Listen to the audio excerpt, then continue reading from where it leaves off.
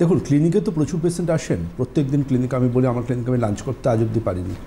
আমার এমন কোনো ক্লিনিক আজ অবধি হয়নি যে ক্লিনিকে কোনো পেশেন্টরা দেখেছেন যে আমি লাঞ্চ ব্রেক নিচ্ছি, কারণ আমি আমার ক্লিনিকে লাঞ্চ করার সময় পাই না। শুধু আমি কেন, আমার পরম্পরা টিমের কেউই পান না, কারণ সকাল থেকে সন্ধ্যা অবধি কন্টিনিউয়াসলি রাত অবধিও ক্লিনিক চলতে থাকে। এই ক্লিনিকে এমন কিছু পেশেন্ট আসেন যে পেশেন্টদের ক্ষেত্রে খুব কমন একটা ম্যাটার থাকে, মাঝে মধ্যেই মাথা ঘুরছে, এবং মাথা ঘোরার কারণগুলো কিন্তু তারা স্পেসিফিকভাবে অনেক ক্ষেত্রে বলতে পারেন না।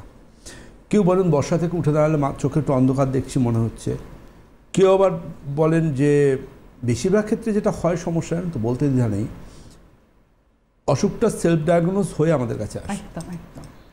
কীরকম বলে দেন, ডাক্তারবাবু আমার তো স্পন্ডোলাইসিস আছে, পাড়ার ওই ডাক্তারবাবুকে দেখিয়েছিলাম, উনি বললেন স্পন্ডোলাইসিস থাকলে মাথাটা ঘুরবে, তাই আমার মাথাটা ঘুরছে, কী করবো? এবার তাকে আমি কী করে বোঝাবো যে আজকের সায়েন্সে প্রমাণ হয়ে গেছে স্পন্ডোলাইসিসের সাথে মাথা ঘোরার কোনো সম্পর্ক নেই। এটা একটা মিথ, এতে একটা সম্পূর্ণ ভুল ধারণা যে স্পন্ডোলাইসিস থাকলে তার মাথা ঘুরবে।